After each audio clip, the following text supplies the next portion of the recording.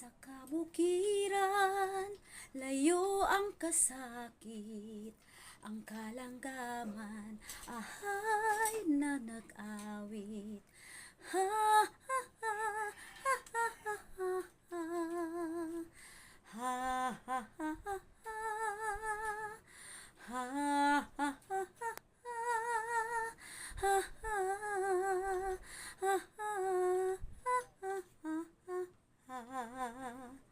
Sa kabukiran, layo ang kasakit, ang kalanggaman ay na nag-awit.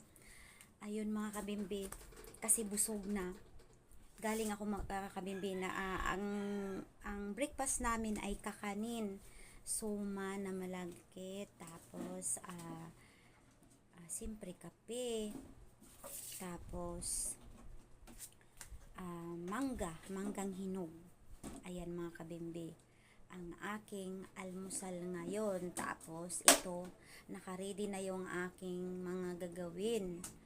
At isasabay ko na rin ang pagluluto at mamaya papakita ko sa inyo ang luto ko. Bye!